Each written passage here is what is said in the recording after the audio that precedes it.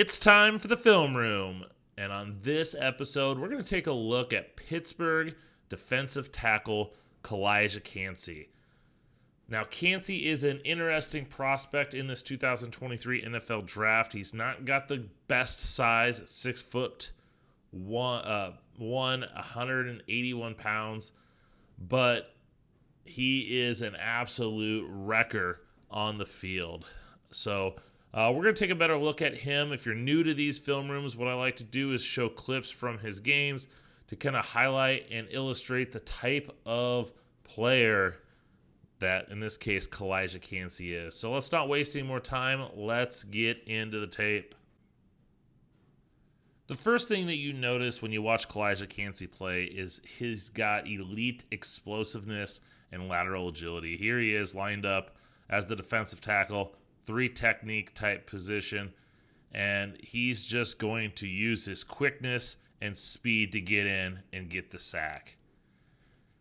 And what I like about him is he's able to use his hands too. So he's not just an athlete and he's using his athleticism solely. Here in this play against Tennessee, he's able to get it in here, use a little bit of a swat, a club, to hit that left guard, and then use his lateral agility to get in, and then that power that he gets from his quickness to blow past the center.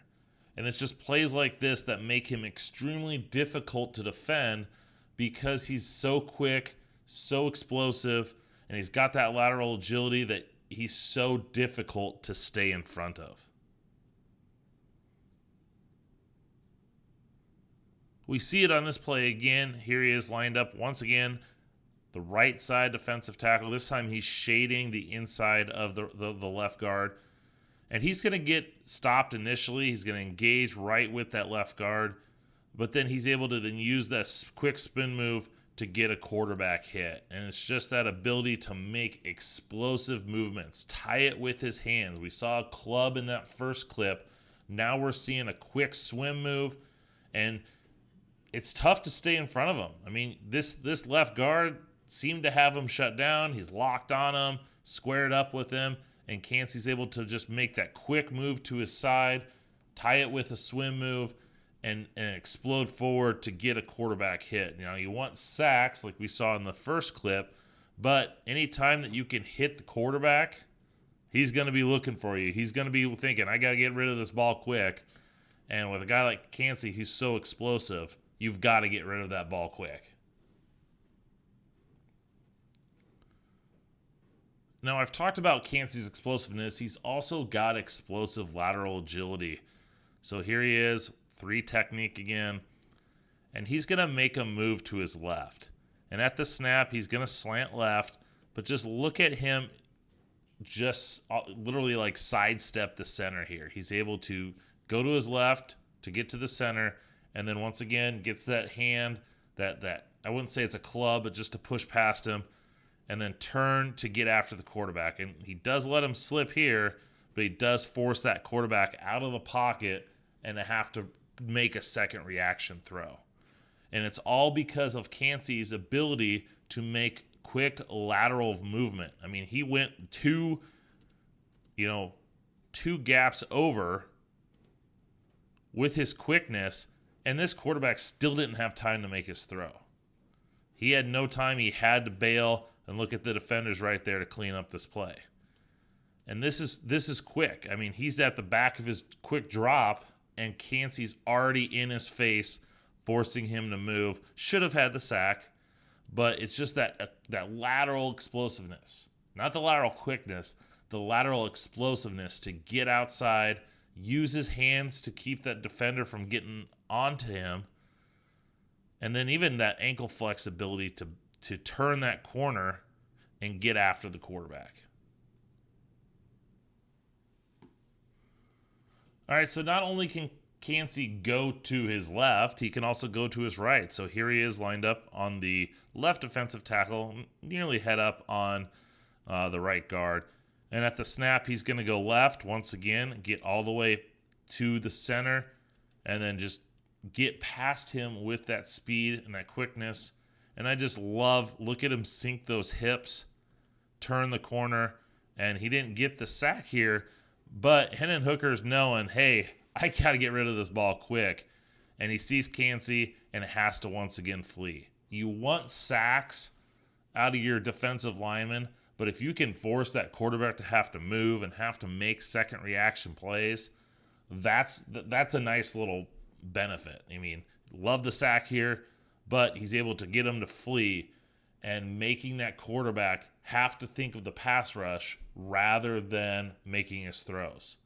And Kancey's lateral quickness, his agility, and body control make him extremely difficult. I mean, this center had no chance.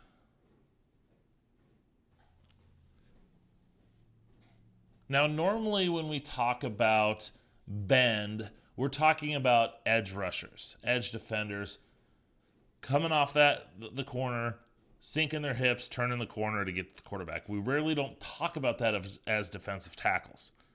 But Calijah Kancey has that. Here he is, left defensive tackle, inside the guard.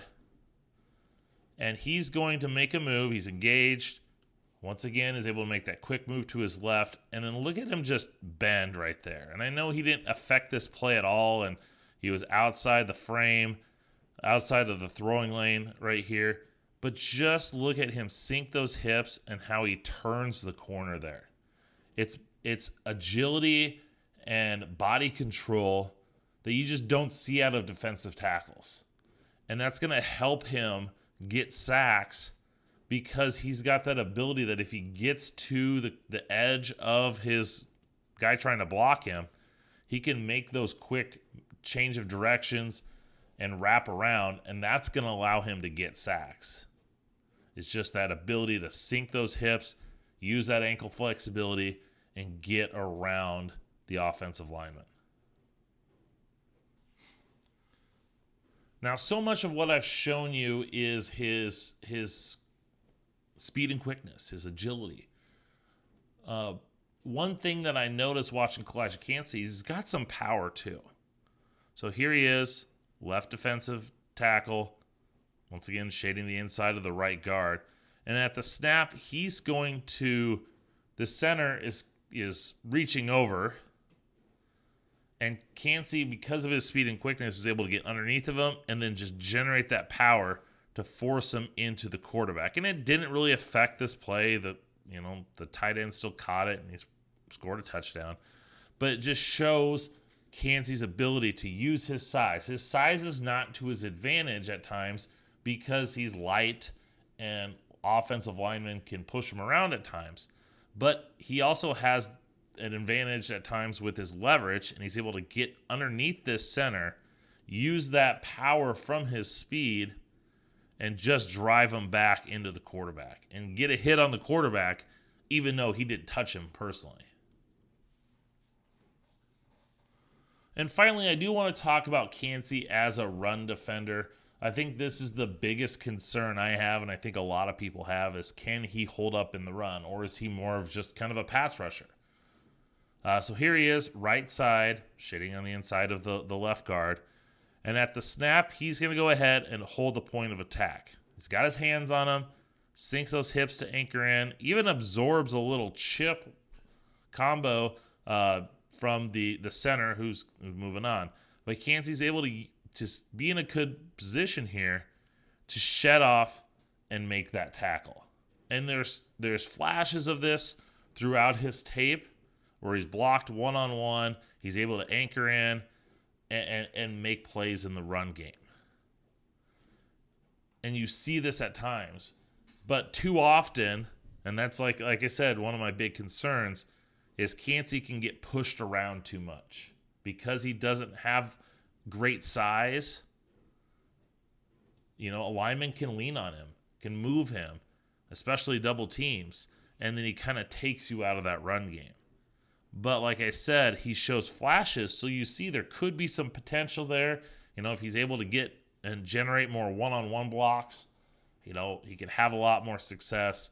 But in all reality, you want him attacking, you want him creating penetration. Overall, there is so much to like about Calijah Kancey as an NFL draft prospect. You don't see his explosiveness and agility at a defensive tackle very often. But the big knock on him is his size. And can he become a better run defender? And I think part of it is how you use him. You're not going to line him up and have him play a 2-gap system. You're not going to ask him to take on blocks.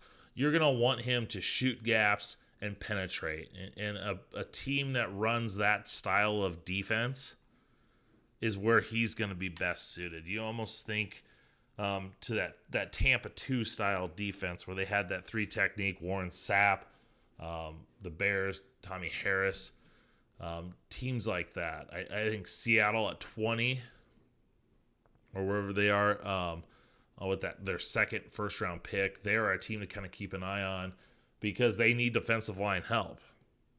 And they could use a guy like him to penetrate. I know they got Draymond Jones, but you can never have too many guys. So I definitely think he's going to be a first-round pick. I think it'll be fascinating to see where he goes. I think he's probably a second half of the first round just because of his size. I mean, if he was 6 foot, even if he was 6'2", 300 pounds, I think you were talking about him as a top 10 pick. But the fact that he's not even 290 pounds, he's barely 280 pounds, and he's 6 foot, 6'1", I think that is going to be a concern for some teams. I know he gets the comparisons a lot to Aaron Donald. It's very natural. They're both smaller defensive tackles. They both played at Pitt. But Donald was a lot more powerful at Pitt. And so I get the comparisons. I think it's easy to do that. But I think we have to kind of realize how powerful Aaron Donald is. And I'm not saying that Kancey can't be a complete stud in the NFL like Donald, but I think we have to kind of keep that in mind. So like I said, I think he is a first-round pick, probably in the 20s, but I think a team looking and needing pass rush help out of their defensive tackles, especially a team that probably runs a 4-front, or a team that runs a 1-gap scheme is going to be very intrigued and probably go hard after Calijah Kancey. All right, that's going to go ahead and do it for this episode of The Film Room. Remember, the best way to get these is to subscribe. So make sure you hit that subscribe button. Hit the bell to get all the notifications so you always know when my new videos come out. While you're out there, make sure you follow me on social media, draft_Brian. That's the best way to find me. I hope you enjoyed. Thanks for watching, and until next time.